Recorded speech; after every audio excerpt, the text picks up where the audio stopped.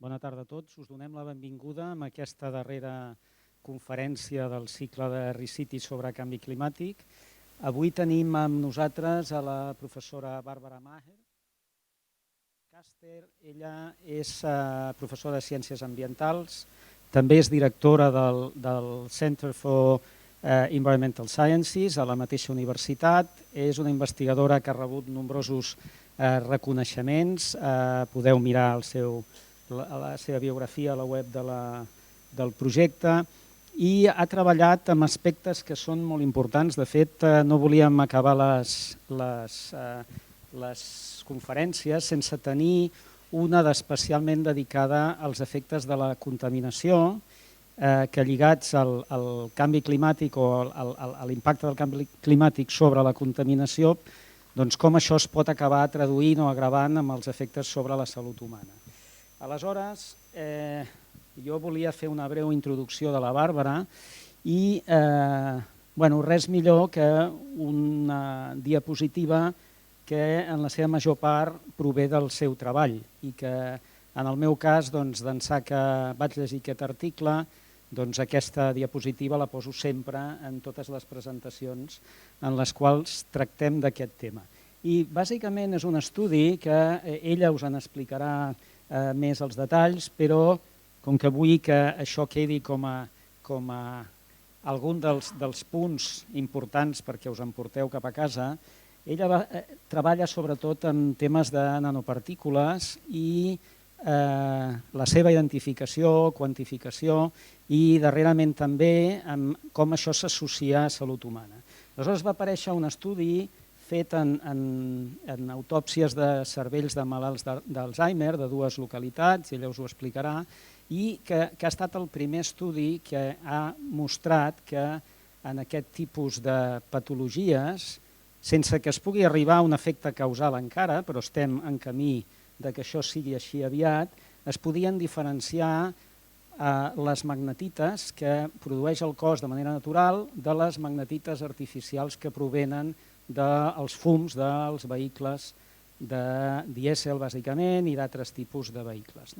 Aleshores, aquest treball el que mostra és que les magnetites d'origen biogènic tenen aquestes estructures, com veieu en la micrografia de dalt,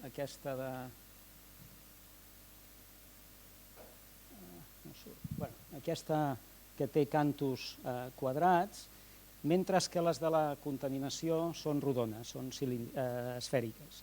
Aleshores, quan van mirar quina era la tipologia de magnetites que hi havia que venia dels tubs d'escapament, van veure que tenia la mateixa morfologia i, a més, la mateixa composició química elemental que les que trobaven en el cervell.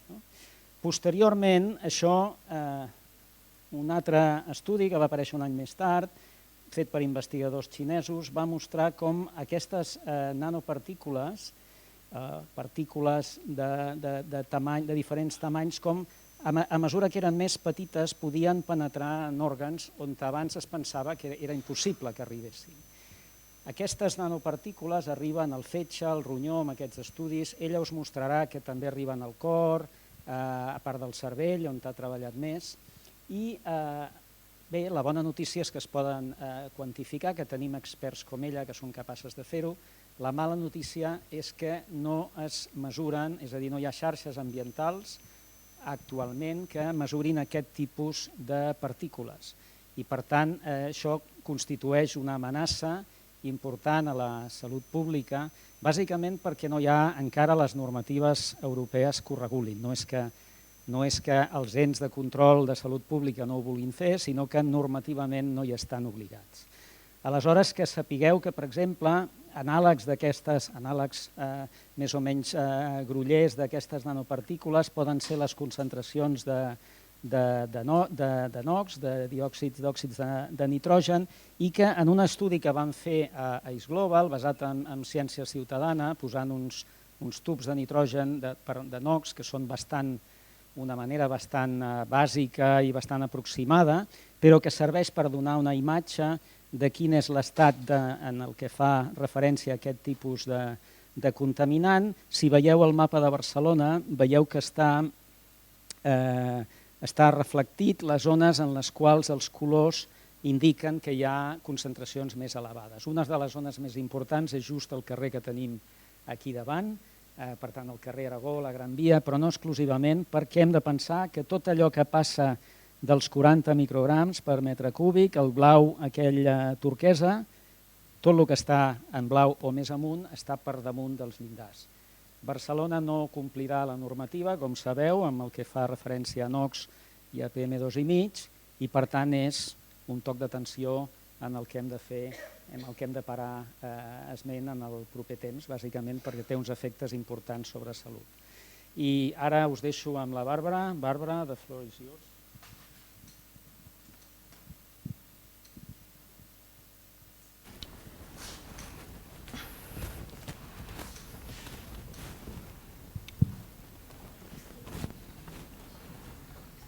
So good evening everybody, and it's a pleasure and a privilege to come and talk to you this evening about some scary work that I've been doing recently on particulate pollution. I just wanted to take you through some of the introductory information before we get into things magnetic. My talk is exclusively about the particulates present in air pollution, the particulate matter, and air pollution scientists give the abbreviation PM for particulate matter. So when I say PM, I'm not talking about Boris Johnson. Okay? So airborne particulate matter, we know that the composition of particulate matter it's a mix, and what's more, the individual components of that mix vary in different places. So when we talk about air pollution, it's not the same everywhere. It varies because the source of the pollution will vary. So let me give you an example of that. If we look at the metro in Barcelona, its particulate pollution is very different from the London Underground. And in turn, that's different from the underground in Santiago in Chile. So when we talk about air pollution, different people are exposed to different types of air pollution. Okay, so that's one key point. The second point then is the mix of particles. So many of the particles that we're exposed to in the atmosphere contain carbon. So there's a lot of carbon that's produced from incomplete combustion of fuel. So many of the particles are carbon rich. Many, however, are solid inorganic particles, often very rich in metals. And we can think of those metals as being the incombustible ash resulting from combustion. And another source, so we're thinking about combustion sources including the exhausts of vehicles, obviously. But there's another source of metal-rich particles that we've really begun to notice in more detail recently, and that is from the abrasion of vehicle brake pads. So brake wear emissions we've found are very rich in iron nanoparticles, very strongly magnetic. And this business about magnetic particles I'm going to explain in a moment. So we've got vehicle exhausts, we've got industrial sources, we've got non-exhaust sources which include brake wear, road wear, tyre wear. So we have this cocktail. It's a good word, but it's a very bad mix. But we have a cocktail of different components in this air pollution. And one of the challenges has been to identify which of the components is causing most damage to human health. That's one of the big challenges, is to find that out. Okay, when we look at solid particles at the roadside, for example, we find that around 10% of those particles are very rich in iron, and they're strongly magnetic. We can easily measure them. I'll give you an example straight away. We could go and take a leaf off a roadside tree. Now, if you pick up a leaf normally, would you expect it to act like a fridge magnet? Put it on your fridge? No. But when we pick up roadside leaves and measure how magnetic they are, the more magnetic particles have deposited on that roadside leaf. So we can actually map, I'll show this slide to you later in the talk, we can map particulate pollution by making magnetic measurements of roadside tree leaves. Sounds bizarre, doesn't it? So here's some diagrams that indicate to you why we can use those magnetic measurements. So each of these graphs, it's got a magnetic measurement on the vertical axis, and then on the horizontal axis you can see the more conventional measurements of particulate pollution. So top left we have the mass of particles in milligrams against the magnetic content of an air filter. So we've pumped some air through an air filter, we measure how magnetic is the air filter, and we compare that with a direct measurement, a conventional measurement of the mass of particles in a cubic metre of air. And you can see how strong the relationship is between those two measures. And then on your right, top right, this is again a magnetic measurement, the same magnetic measurement in each case, against the amount of NOx in the air. And again, you see how strongly related they are. So in other words, the magnetic particles that we're measuring with those magnetic measurements, they are co-associated with the other types of pollution, the NOx pollution, the particles in total. Does that make sense? Is everyone happy with that? Yeah? Do interrupt at any stage if I say something and you're not happy with it.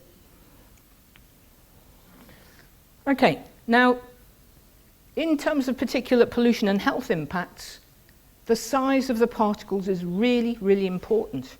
And because this stuff is pretty much invisible most of the time, it takes some getting used to the idea of how small are these particles that we're talking about.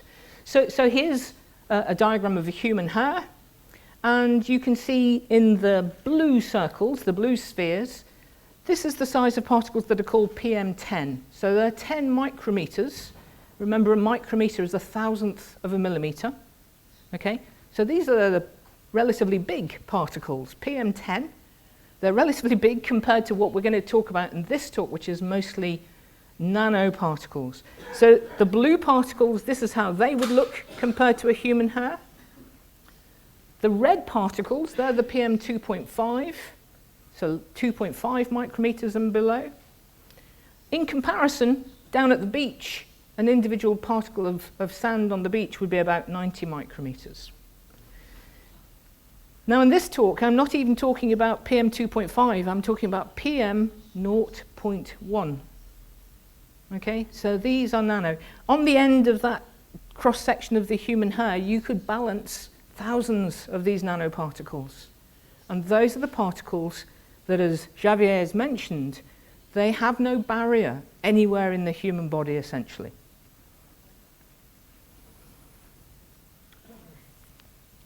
This looks like a complicated graph, doesn't it? Let me have a look at this and see what it says. So, when we think about the particle size, one of the key things is that policy, regulation of pollution, particulate pollution, is currently based on the mass of particles in a cubic metre of air, the weight of all those particles. Well, there's a real problem with that, because when we look at this particle size distribution, the greatest number of particles in pollution are nano in size. So they weigh nothing. Are you with me? So we're at the moment regulating for the mass of particles in a cubic metre of air, and that mass is going to be mostly dominated by the biggest, most heavy particles.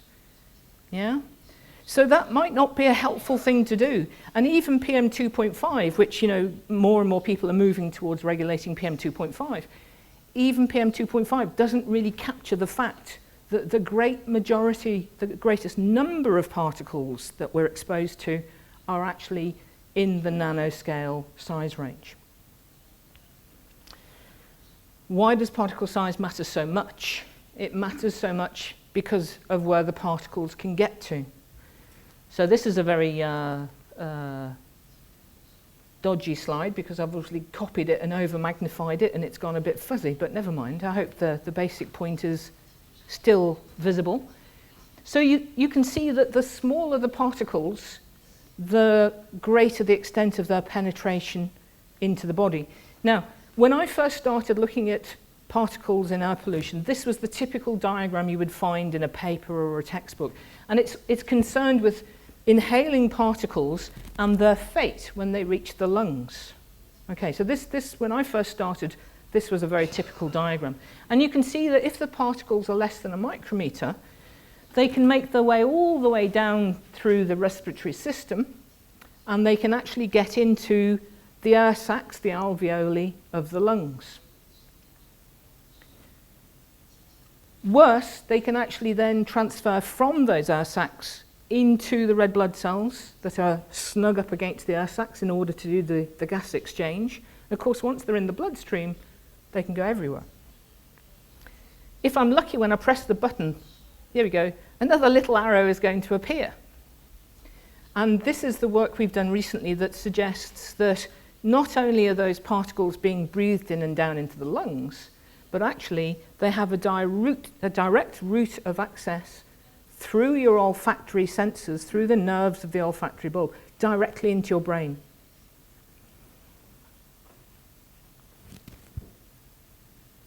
I was talking earlier today to somebody who's a big cheese. You know that phrase, a big cheese? An important person running the harbour in Barcelona. And so they were talking about the cruise ships. So cruise ships burn some really disgusting fuel. And so they produce a very large, a disproportionate amount of particulate pollution. Planes, again, plane emissions are very important. Traffic-derived particulate pollution.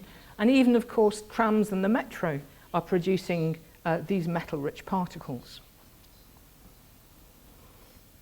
Now, of course, they're so small, they're invisible. But actually, one way we can see them is by looking at these particles using electron microscopes. So they're too small to see by optical microscopy. We have to use electron microscopy to see these particles. And this is a picture I mentioned about measuring the magnetic properties of roadside leaves. This is a roadside leaf from Lancaster, which isn't a very big city, but it has its hotspots of pollution nonetheless. So the whole width of this slide is 2.5 micrometers. You see the ridged surface of the birch leaf, but you see then these are all the particulate pollutants that have deposited on that roadside leaf. And you can see how variable those particles are, variable in size, variable in shape, variable as well in their composition, and therefore variable in their health impacts. Now again, there's going to be a really super bit of animation. Are you watching closely? I'm going to just press the button and you'll see something to draw your eye to a particular type of particle. Did you see it? Yeah? What sort of particle am I drawing your attention to? I'll draw your attention to another one. It's great, isn't it? Such animations. So can you see I'm drawing your eye to these very rounded particles, these very spherical particles. Can everybody see those spherical particles? So they're very distinctive because they're spherical because they came out of an engine or they came out of a chimney and they were so hot that they were essentially melted droplets of material, and they were emitted into the air and they cooled and kept that droplet, that rounded droplet shape. So they are high temperature, they are formed at high temperatures as molten droplets. So we know that they came out of a chimney or an exhaust. They're combustion-derived particles. Now, we're going to look at some other particles in human samples, and they're going to look exactly like those rounded particles. So here's some more information on those particles. Top left, you can see we've got these, they're called spherules. They're so circular, they're called spherules. So you see the spherule, the largest spherule. And you notice it's got these little surface plates. It looks a bit like a football, doesn't it, with panels all around it. Can you see those surface crystallites? So again, as the particle was cooling, individual bits of the surface were crystallizing and forming those interlocking plates. And then you can see lots of other little spherules, smaller and smaller spherules on the bigger spherule. Can you see them? So we get spherules in all sorts of sizes, including nanoparticulate spherules. And I doubt you can see in the lights here, but these other parts of the diagram map the ion content of the spherules. Can you see anything in the ion map? No, it's too bright. Well, believe me, the ion's all in the spherical particles. I promise. If you have a look at the big rectangular particle, and again, if you could see the map, there is no iron in the big rectangular particle. It's rich in silica, so it's probably a lump of soil dust or something. Okay, but many of these rounded particles are these iron-rich particles. Okay, so now you know about iron-rich nanoparticles. What do you see in this picture? The arrows are there to help you. So what is this a picture of? It's a tissue section through the epithelium of a lung cell, and it's the edge of the alveolus and a red blood cell adjacent to it. And you can see that what's made it into the red blood cells are these particulate pollutant particles. Can you see those? Those very spherical. They're not all iron-rich. Many of them are. Some of them are soot carbon, but many of them are iron-rich. Okay, so September 2016, we published a paper where we reported for the first time that we'd identified the presence in human brains of these tiny magnetic nanoparticles, these strongly magnetic particles. And when we saw them in the brain, as I'll show you the pictures, you can decide for yourself, but they look strikingly similar to the pollution particles that are so abundant in urban atmospheres. Now that was an important finding because until that paper was published, it was thought that there is magnetite in the brain. That's been known since 1992. But it was thought until then that all magnetic particles in the brain were formed by the brain, formed inside the brain. Why is magnetite, the presence of magnetite in the brain, potentially important? The reason it's important is because magnetite is toxic to brain cells.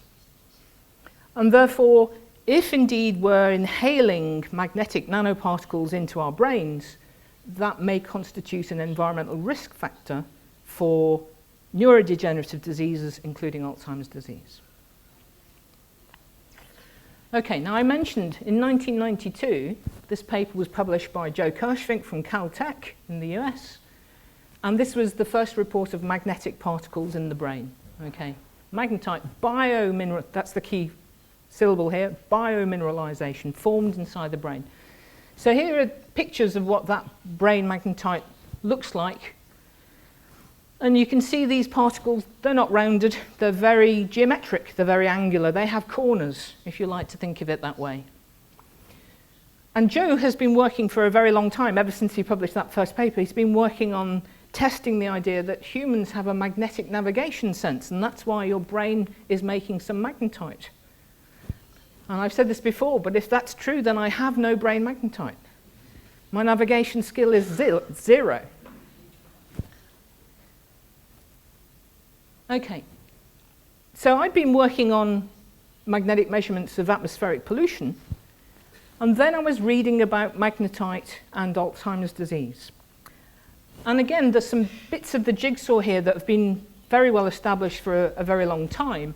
One of those is that when you have these horrible protein agglomerations, these plaques that form in Alzheimer's disease, it's known that the iron in the middle of those plaques is much greater in concentration than it is in normal brains. So something like a 3 times increase in iron in those abnormal protein clumps in the Alzheimer's brain. And the biologists working on Alzheimer's disease, they've always been very concerned about this fact because, as I've mentioned to you, iron is potentially toxic to the brain, and the reason for that is it's a way of enriching. It's a very effective element for enriching the formation of reactive oxygen species that cause oxidative stress and eventually cell death in brain tissue. And there was a paper published, actually it came out just before our paper came out, there's a paper published that shows in the middle of those protein clumps magnetite particles. So the biologists were already really concerned about the presence of magnetite in Alzheimer's brains.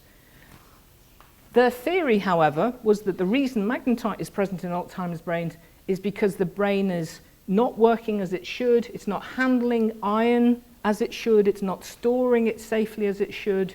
So they said the magnetite was a product of the disease.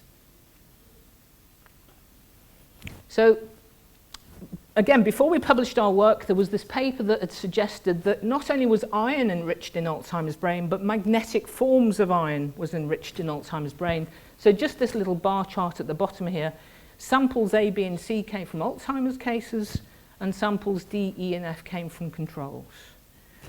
So based on very few samples, there was a suggestion there was more magnetite in an Alzheimer's brain, as well as already established that there was more iron in an Alzheimer's brain.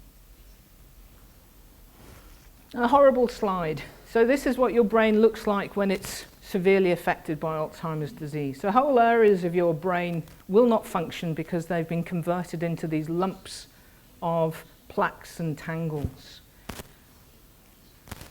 And again, it's been known that plaques and tangles accumulate metal, increased metal concentrations are associated with plaques and tangles. And then, if you're interested, so down at the bottom here in this little set of equations, you can see the role of iron, and particularly you see the role of ferrous iron, Fe2+. So iron, especially in its Fe2+ form, can interact with H2O2 and actually produce these the so-called free radicals, especially the hydroxyl radical, which is the thing that is really effective in causing oxidative stress in tissues.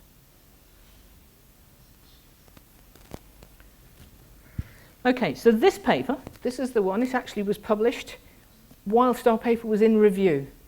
It's quite scary.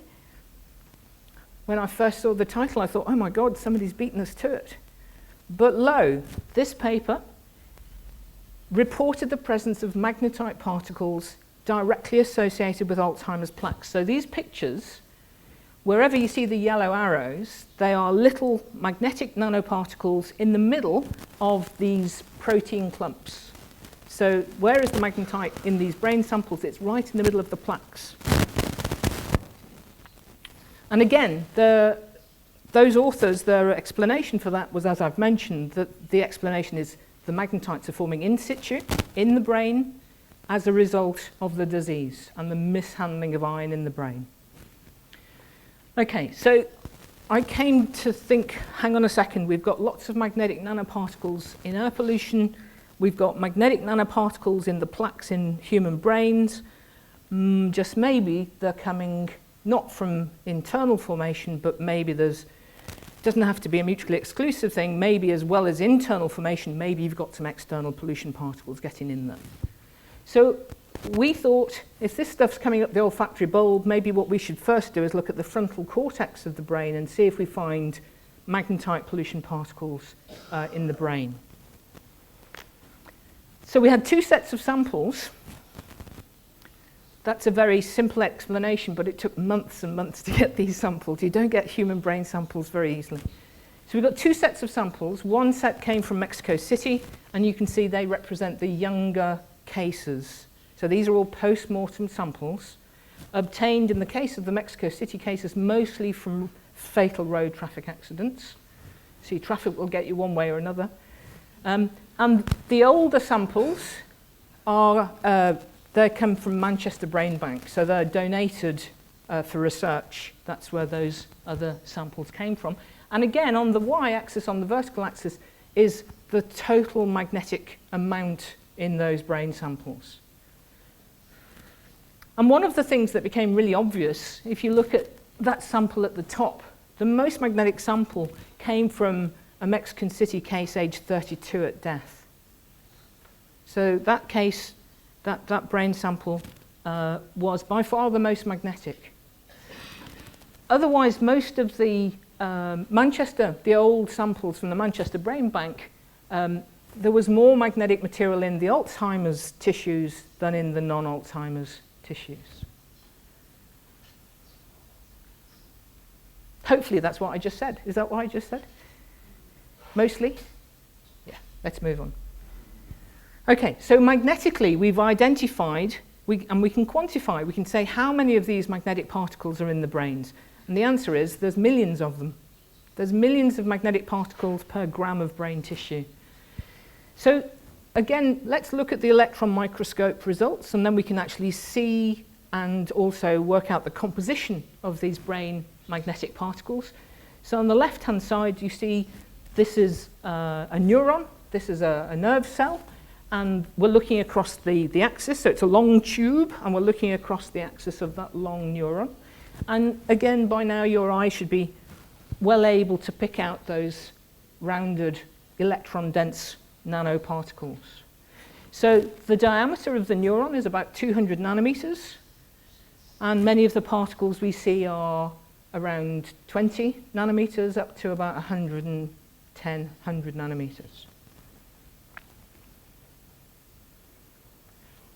We did find in these brains the natural magnetite. Okay, we did find that, and you can see how different the natural magnetite is. You can see that angular, geometric, well-crystalline shape. So, you know, the crystals of magnetite have grown nicely in situ. That they're actually inside a little sort of biological template, and they grow and they form pretty perfect cubo-octahedral crystals of magnetite. So we did find those, but I would say for every, and there they are again on the right-hand side, I would say for every one of the angular magnetites, we found about 100 of these spherical ones. Something of that order. We can identify the composition, the mineralogy of those particles by using some complicated spectroscopy, EELS spectroscopy for anyone who's interested. And from that we can identify, it can identify the oxidation state of the ion, and it shows, the blue line shows that these are magnetite particles. And this is more typical. I mean, the first picture I showed you of the single sphere, you know, just to demonstrate an isolated particle, but this is more typical. Often we find these in clusters, in aggregates of nanoparticles in the brain tissue.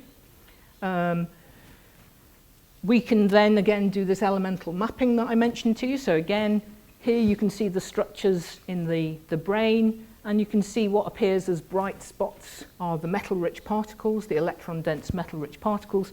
And again, if you look at the maps, you can see which elements concentrate in those particles. Can you see which metals concentrate? For instance, in this particle, you can see probably better than me, but you can see iron very enriched. Can you? Just checking you're awake, really. Yeah, iron and bit of titanium, yeah, maybe, yeah. And also a bit of carbon. Actually, if you look at the bottom right-hand side, there's also some carbon around these particles, so it probably is a sooty particle with a metallic interior. Now, we don't just see magnetite, we don't just see iron, we see other metals that really shouldn't be there, including things like platinum. Platinum, cobalt, chromium. Not very normal in brains. In fact, in the last bit of analysis we've done on the Manchester brains, we find particles rich in cerium. Now, cerium is very interesting. It was only sold commercially as a fuel additive since 1998. So our Manchester brains have already been exposed to enough cerium to have collected some cerium particles in their brain. One of the things we can do is, this gets worse, we can dissolve the tissue, obviously, and then we can magnetically extract the particles in order that we can analyze them more easily rather than being just in situ. And this is a magnetic extract. So you see, I talked about millions of magnetic particles per gram of tissue, and this is just sort of a visual representation of that. Look at the right-hand one. This is from a Mexican brain. And again, you see, the football with the panels that I mentioned, the crystallites. So these are, in summary, many, not all, but many of these brain particles are rounded. I just wonder if I should tell you what my old sedimentology professor told me when I was an undergraduate student. The difference between rounded and spherical. This is going to sound very sexist, but it's really memorable. So he said he liked his girlfriends rounded, but not spherical. It's memorable. Politically incorrect, obviously. Let's move on swiftly. So they're rounded. Yes, that's why I got sidetracked into that story. They're rounded. The diameters range very widely. So some are as small as 5 nanometers, some are as large as 150 nanometers. As I mentioned, some display these platelets, these fused surfaces, and we find lots of other exotic metals associated with them, including these ones that I've listed here. Okay, so when we look at those magnetic particles in the brain and we say, and what do the magnetic particles in the atmosphere look like? Well, they look like this.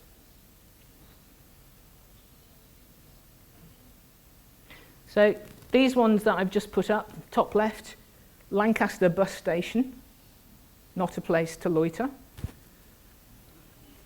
And I think Xavier's slide showed this. So these are magnetite nanoparticles coming from the exhaust of a diesel vehicle.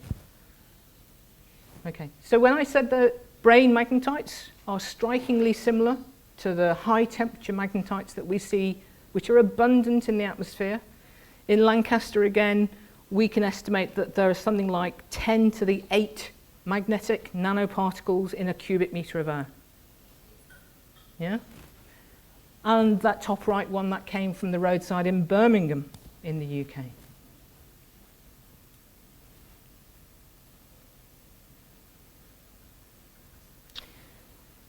So I mentioned to you the sources at the roadside, the major sources of these magnetic particles. There's fuel combustion, incomplete combustion of the fuel. There's often additives in the fuel, as I mentioned with the serum, for example. There's oil, there's fuel catalysts.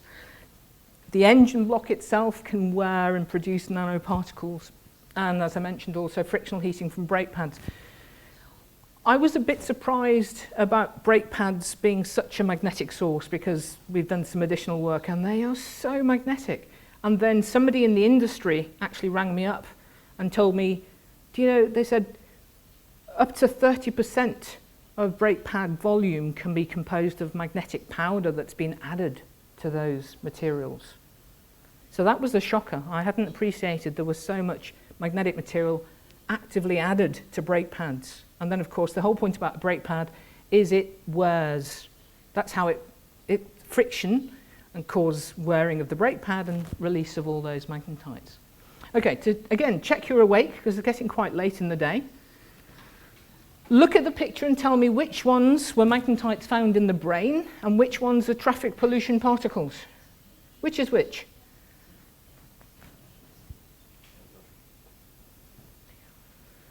Okay, it's sort of a trick question, isn't it? Because they look the same. Would you agree? Are you convinced they look very similar? If not, I'll leave. Okay. So here's the thing. The olfactory bulb, it's the only bit of the brain that doesn't meet that protective layer known as the blood-brain barrier. So you breathe those particles up through your nose. In fact, it's one of the ways that medical people administer therapy to the brain. It's one of the most efficient ways of getting those medicines into the brain because otherwise the blood-brain barrier protects the brain. So people will be given therapies, they'll snort it up their nose. That's one of the best ways of getting delivery to the brain, which is very unfortunate from an air pollution viewpoint. And when it gets to the frontal cortex, it doesn't necessarily stay there. It can actually be transported to other areas of the brain. You may or may not want to see this slide. So again, this is a diagram that I took from a published paper, and it is suggesting that inflammation is one of the key pathways by which neurodegenerative disease works. And the suggestion was that organic entities, viral bodies or bacterial infection, there is suggesting that that is the insult, the foreign body, if you like, that is being inhaled and is producing an inflammatory response via the bloodstream, perhaps, and causing these neurodegenerative effects. And it was very interesting with this diagram, and I've just added at the side there, because we think about Alzheimer's disease and we think about dementia and we think about old people, because actually that's when the end stage of the disease becomes very evident. But actually, before you actually see those symptoms at their most dramatic, there is often behavioural change. And some of that behavioural change and emotional change, there's often symptoms of aggression, of anger, of social dysfunction. So it's entirely possible that before we see Alzheimer's symptoms in the typical late onset mode, it's entirely possible that we may have groups of people who are demonstrating behavioural symptoms well before they develop physical symptoms. So that was the diagram, and then I thought, well, I might just throw in my Lancaster bus station particles and suggest that maybe they can be the insult that triggers that chain of inflammation. Ditto, ditto. All right. So many of us, myself included, we're very keen to drive many places and be driven many places. I thought I might just think about outdoor versus indoor exposure. So this is the particle size distribution sampled in different highways in America. So you can see the size of the particles on the horizontal axis here, and you can see just how many particles are less than 100 nanometers in size. Yeah? So that's in the outdoor environment, and this is inside the vehicles driving along those highways. So I think, you often sit in a vehicle and feel very detached from the outdoor environment and think it's only those poor pedestrians that are being exposed to all this stuff, but actually it's often the case that inside the vehicle cabin is more polluted than outside.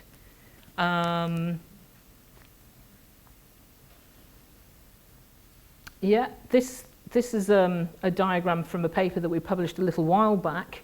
And again, this is the magnetic content of air filters, pumped air filters. And right at the end, you can see the big magnetic values. The code here is city centre outdoors. So you can see the city centre outdoors compared to Lancaster University indoors or Lancaster University outdoors. You can see lots of the magnetic stuff is in the city centre outdoors. And you can say to me, yes, but what about city centre outdoor 1? Turns out that was a Sunday. And then you can see suburban. You can see suburban indoor. It has a whacking great magnetic signal. So that was a colleague of mine, his house, and he had an open fire. So if anyone has an open fire, it's a big source of magnetic particulates. I'm full of interesting and gruesome information, am I not? Oh, it gets worse. So we published our brain paper in September 2016. January 2017, lo and behold, this paper came out in the Lancet. So the title says it's all. So it is the case, when you have exposure to pollution, if you had 10 people exposed to the same pollution, they're not all 10 going to develop Alzheimer's disease. Because it depends on your own genetic makeup as to whether you can resist it. It depends on your brain activity. Are you building up cognitive reserve? It depends if you have a very good diet with lots of antioxidants. It depends if you're very active, which again drives clearance mechanisms in the brain. So when you want to look at the links between exposure to something and health outcomes, you have to use large population studies on an epidemiological basis in order to remove the small population variability that comes about from genetics. So anyway, here's the key thing. Look, if you live within 50 meters of a major road, in Canada this is, your risk of developing dementia goes up by between 7 and 11%. And that's Canada, which is quite clean. What Canada thinks is highly polluted. It's not like Barcelona. Okay, we've got only a few moments, so I'm going to try and end with some good news. So we've done a bit of work. We started off with those leaf magnetic measurements. Do you remember I talked to you about leaf magnetic measurements? So we find that some species of plants, the architecture of their leaves is really, really good for capturing some of these particles out of the air. And I always say these particles are better deposited on a leaf than in your brain. So we did this little experiment in Lancaster. In fact, the BBC wanted to join in this experiment. So you can see we've got this row of terraced houses next to a very busy road in Lancaster, and we put silver birch trees, young silver birch trees outside 4 of the houses, and then the other 4 houses had no trees. Inside those 2 houses, we had a GRIM, that's the name of the company, a GRIM particle monitor. Okay? It's true, but it's got 2 M's, not 1. So yeah, the red door and number 25 had particle monitors. Okay. Yeah. Right. So here's the results from the particle monitor in the house with the silver birch trees outside. So if you look at the upper diagram, that's before we put the trees outside the house. And this is inside the front room adjacent to the road. The bottom graph, and the shaded bit, the shaded days are weekend days compared to the working week. Underneath is after the trees were put outside the house. Notice they are on the same scale. So this tells us that actually it's not the fix. It's not the fix, but it's a good temporary measure to cause some improvement in air quality in some locations if it is done cleverly. You have to choose the right species, you have to choose the right location, but you can put those green barriers in overnight. We did it overnight, and you can make a measurable improvement. Silver birch is fantastic at removing particles, but unfortunately it's very, very prolific in producing pollen. So you can't use it because pollen gives many people asthma attacks. Somebody told me that after we did it. Okay, we have to finish, but I'll just give you one more bit of information from that experiment. The other way that we measured the particles inside these houses, we only had 2 GRIM monitors because they're very, very expensive. But in every one of the houses the 8 houses in the experiment, in the front room, many of them had their TV in the front room. If they didn't have a TV, we gave them a TV to put in the front room. And we wiped the TV screen clean at the start of the experiment. And then we wiped the TVs again after a week of the trees being installed. And we measured how magnetic the wet wipe. Do you know what wet wipes are? Do you have wet wipes in Barcelona? You know, there's wet tissues. Yeah. So we measured how magnetic the wet wipes were in the houses with no trees and the houses with trees.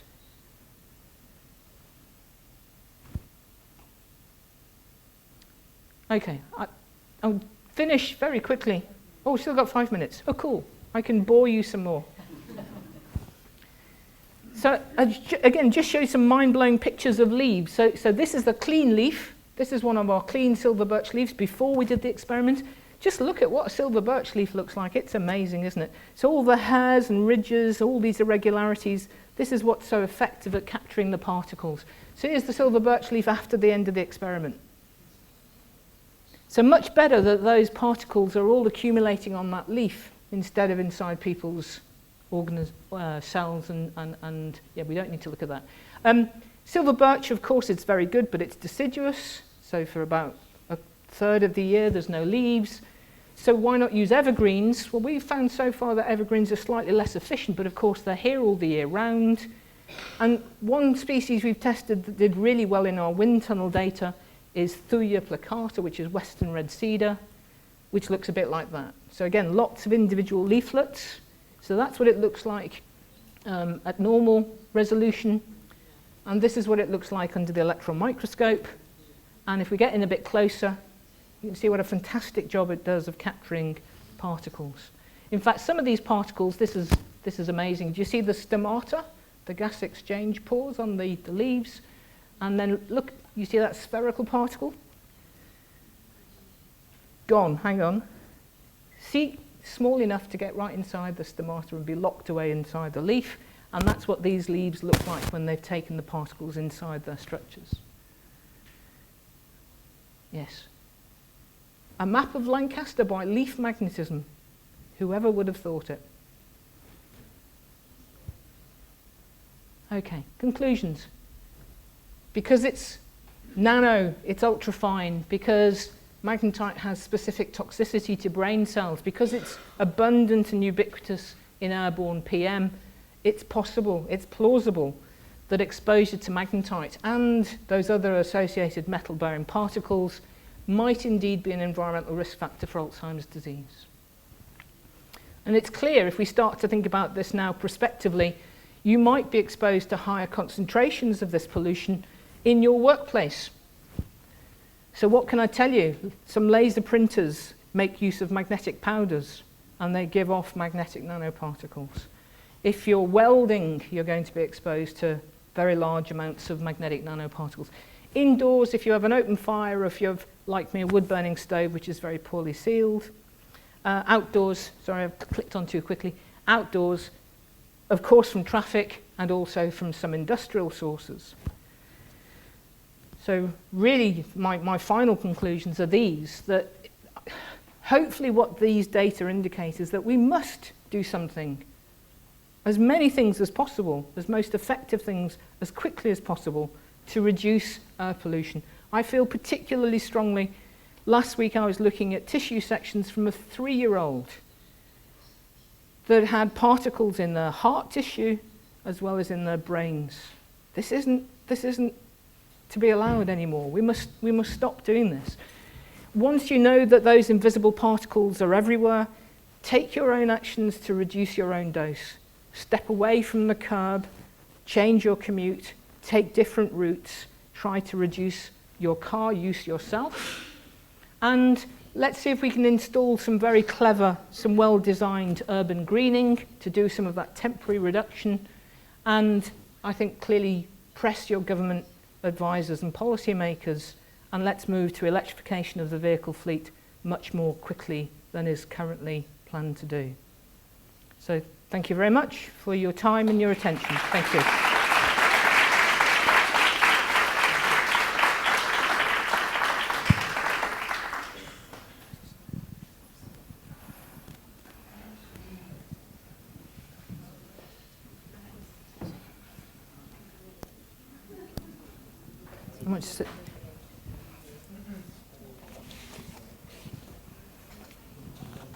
Okay, thank you, Barbara.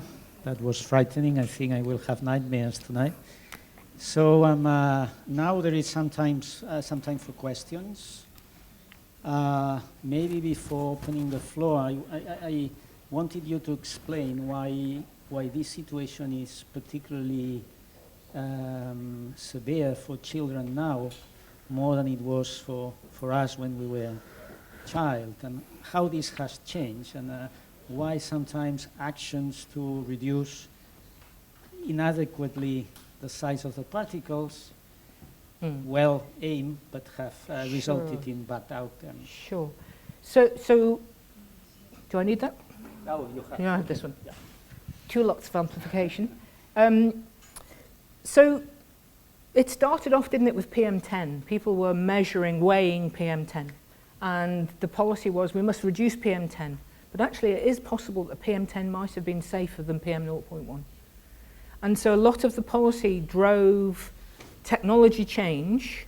So a lot of motor manufacturers, instead of allowing PM10 to come out of exhausts, it sort of disappeared and became nanoparticles. So it is possible, it's not proven, but it's possible that the mix that we're exposed to at the present time has got more and more ultrafine, and therefore that it may be more hazardous to human health than it was when it was the coarser particles. So, did I say this all right? I can't remember if I've said it here or somewhere else. Yeah. If you can see particles in the air, if you can see pollution, it's normally quite safe because it's big. You can see it. Does that make sense? So I think it's possible. I mean, you say when we were children, so when I was a child, I grew up in a household that lived next to a very busy main road. That's an exception, yeah. With an open fire, with a father who smoked. So boy, do I have to work on my cognitive reserve, because there's, you know, no good outlook for my brain. So it, you know, everything I said about exposure, it depends, doesn't it? It depends what you're exposed to, when you were exposed to it. In Barcelona, there's some very good studies that have been done by a colleague of Xavier, so Jordi Sunyer, who's already shown that children attending schools in more polluted areas, the cognitive development is reduced compared to children who are in schools in less polluted areas. So whether it's the pathology, post-mortem pathology, whether it's active monitoring of cognitive performance in children alive today, you know, I suspect the Alzheimer's disease is a continuum going back from, you know, the elderly right back into the youngest members of the population. Sad, but I think it's true. Okay, any questions?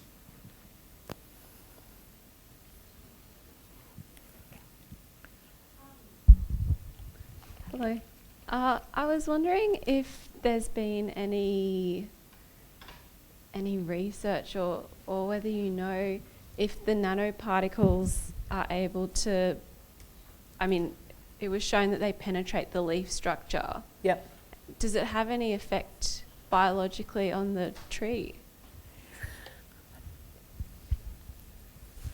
It's a great question, and I don't think anyone's really looked at it. So we have found tree leaves which have been incredibly loaded with metal concentrations that you would not guess from looking at the morphology. Normally, if a leaf is unhappy, it discolors or it changes shape, or but it looks. So I said this to somebody the other day.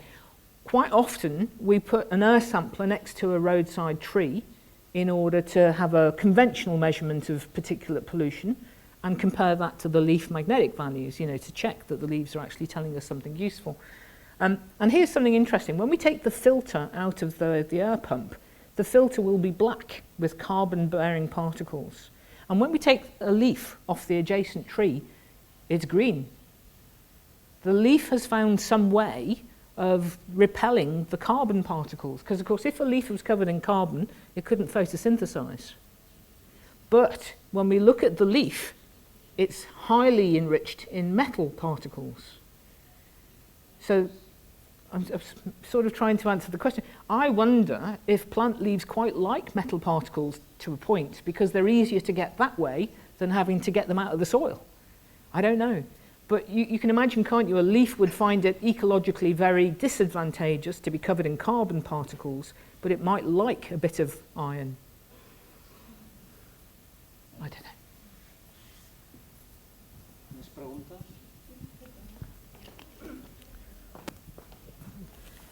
Hola, buenas tardes. Mire, ha sido muy interesante su charla. Ha sido muy interesante su charla porque habitualmente no pasan por la televisión explicaciones científicas, solamente meten miedo de que el cambio climático va a originar muchas catástrofes, y yo la verdad estaba muy interesada en oír a una persona que me explicara realmente el problema, ¿no?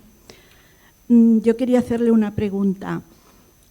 ¿Usted de corazón cree que las industrias y los lobbies que existen en el mundo, las petroleras, por ejemplo, los oligopolios de los herbicidas, insecticidas, el fracking, que están con un sistema hidráulico perforando 1 kilómetro de profundidad y introduciendo productos químicos, agua, arena, el carbón, los lobbies de la aeronáutica, los lobbies del carbón, del diésel? El diésel, por ejemplo, pues se subvenciona por casi todos los países. También se subvenciona la aeronáutica, que contamina muchísimo. Hace poco Enron se fusionó con otras empresas y ahora cotizará en bolsa. También vemos cómo se están fusionando empresas muy importantes de aeronáuticas, con lo cual hace temer que no paralicen sus intereses económicos. Y yo me pregunto, ante este futuro ¿qué podemos esperar? Porque yo no veo un compromiso social por parte de los que realmente contaminan más. Porque nosotros podemos dejar de comer carne, podemos colaborar no consumiendo tantos plásticos, pero es que la solución no es reciclar, es no producir plásticos. La solución no es dejar de comer carne, es dejar de invadir el Amazonas para crear unas hectáreas enormes para criar soja y cantidad de productos para dar de comer a los animales. En fin, yo creo que ya he expuesto los puntos más importantes. Okay. Everything you say, I think most people in this room are sympathetic to. We have an economic system that's based on protection of financial interests of well-established industries and well-established corporations, and the evidence is increasingly clear of the damage that following those economic interests is causing. So then the different question is, what can be done to change that? And that's not a question for me. Well, it is for me, but for everybody. So I can't go into any specific answers because this is the debate that we need to have as a society. So thank you. Thank you again for your talk. It was very impressive, very horrible, and very useful, and very scary, yes, for many of us. Yes. I teach in a law school myself, so I was I'm teaching environmental law usually. So I was listening to you, and I was thinking that you were giving us some advice for policymakers for the situation right now, for the adaptation. So giving us clues and tips, no? Like trees and all these things. But I was trying to think more strategically. Yes. So if you were giving advice to the European Union about changing the directive that we have nowadays, what would you say to prevent this situation on a mid-term and long-term view? And thank you again for your talk. No problem. So if you'd like to make me the EU Commissioner. So we don't measure nanoparticles at all currently. There is no policy regarding nanoparticles currently. If the further work demonstrates that these nanoparticles are as potentially hazardous as they seem at this moment, then we must take steps to reduce them. We have to. We cannot carry such a health burden because we as a species, we lose intelligence. We lose intelligence, we lose sociability, and we may carry 20 years of late life with dementia. Who wants that? So we must then, we talked at lunchtime, we had a debate about this at lunchtime, we talked about in the UK there is a body called Client Earth. So it's a body of lawyers who are doing a terrific job of suing the government. They're suing the government because they have failed to take the steps required to bring pollution levels down to EU levels. Now that's EU levels, so that's PM10 and it's NOx, but you know, then we haven't even started on the nanoparticle problem. So yeah, make me EU Commissioner and I'll make some changes. No worries.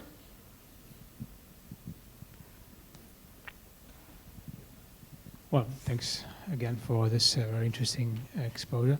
I have a very pragmatic question. So it was all about road traffic and and what we can do ourselves. So if I go to live on the countryside and avoid a romantic fireplace, am I on the safe side? I've concentrated a lot on traffic pollution because many of us, that's where we get our biggest dose daily. And perhaps it's the thing we can do something about. It is the case that there are industrial sources, of course, of these nanoparticles. So power generating plants, coal burning power generation plants are very good sources of nanoparticles, magnetic nanoparticles. They are everywhere, but they're concentrated in certain locations. The leaf magnetic maps are quite a nice way to demonstrate that. So, for example, we had a power generation plant in the UK, in Oxfordshire. It's actually been demolished now, but anyway. And we mapped the leaves around this power generation plant, and we could map the plume of particles that were being deposited from the power generation plant. And even if you lived 10 kilometers away from the plant, you were still exposed to the extra particles from that plant. You could go and live in northern Sweden, very beautiful, if dark. And there was a recent study just this year published. So they looked at wood-burning stoves being used in these little places. And they looked at the people who had a wood-burning stove or lived in a place which had a lot of wood-burning stoves. They looked at people who lived closest to the biggest roads. And they looked at the people who had proximity to the biggest roads and the most wood-burning stoves. And you might be unsurprised to hear by now that those people in the last category had the biggest incidence of dementia. Thank you.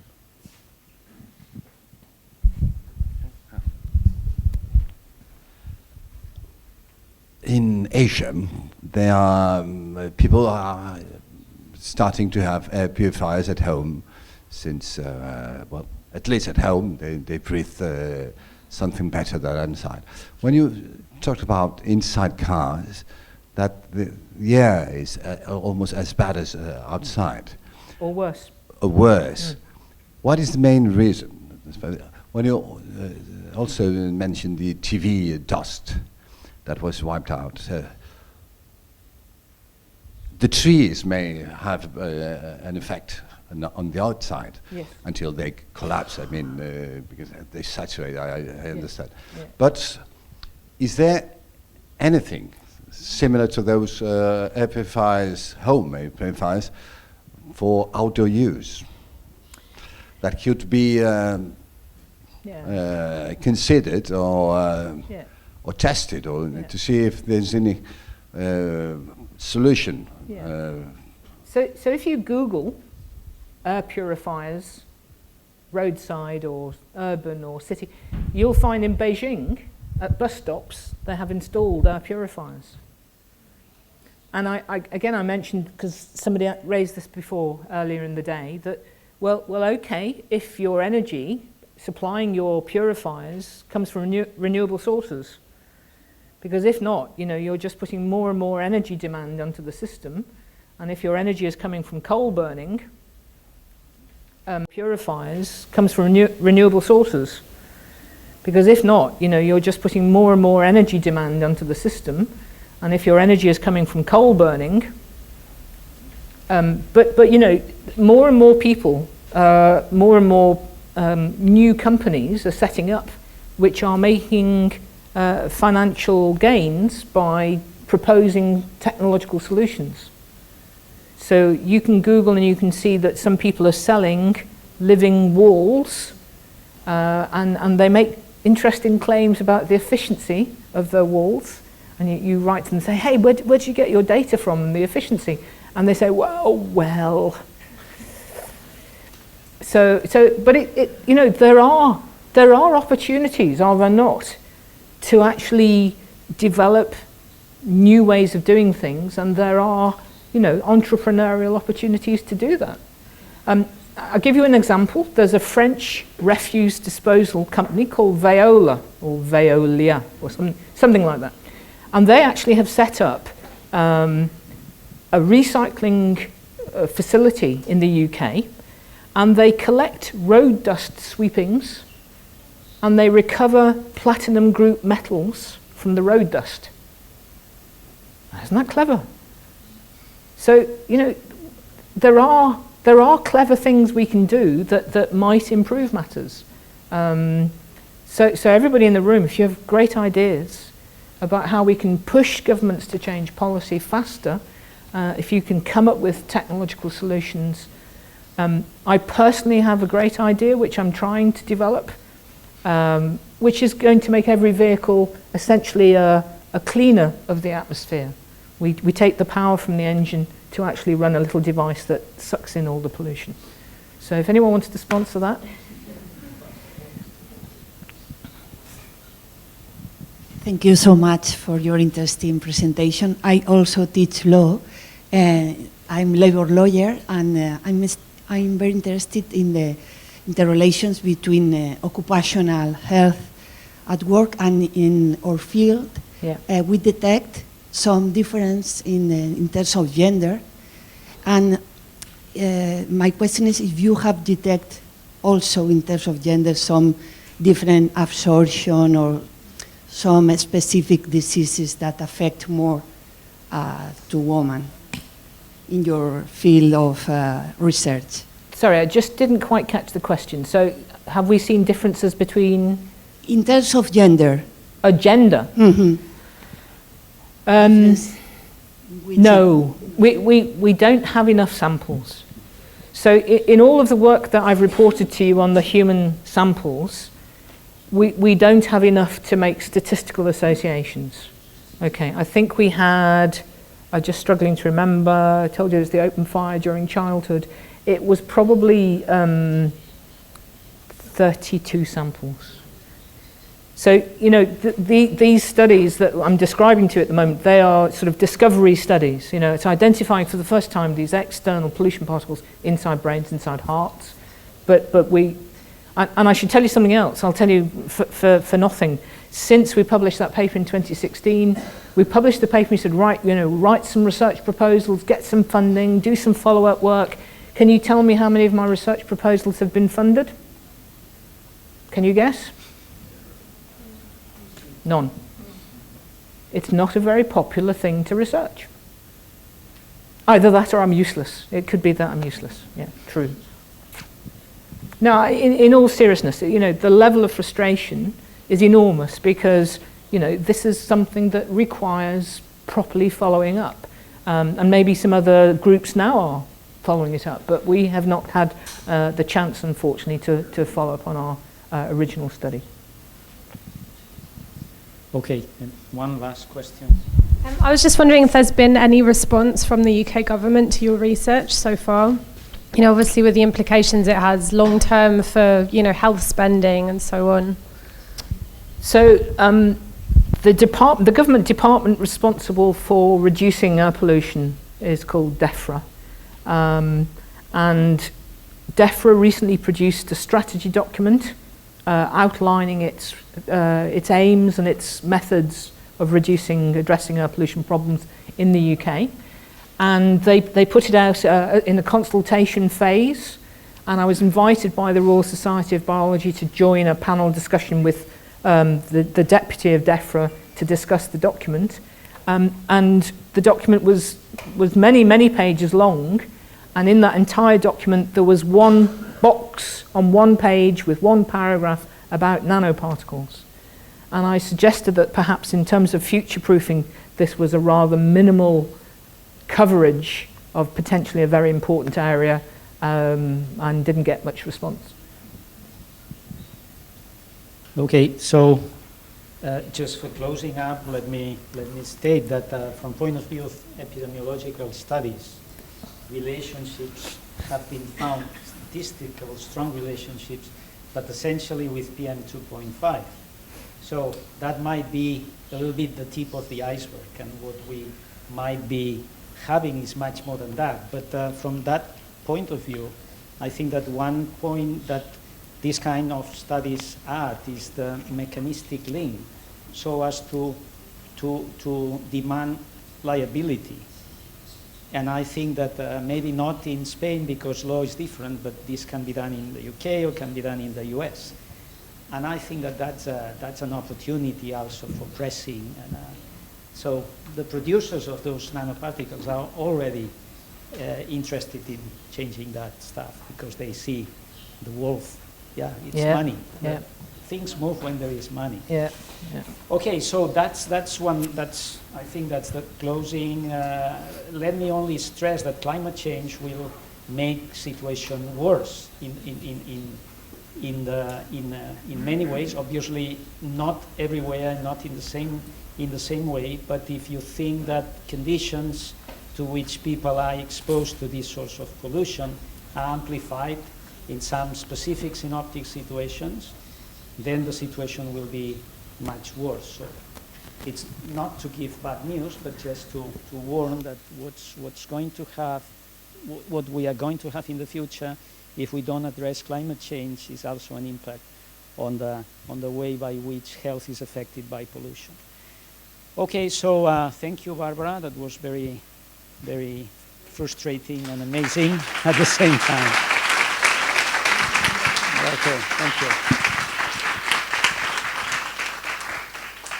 Okay, that's the end of the cycle. That's the last conference, and now we will produce, thanks to the leadership also by Gina, a document with indications and interactions that we've had with stakeholders and politicians, so as to, we expect that to move forward in the ways that the Foundation allows us also to try to translate those into improvements on the quality of life.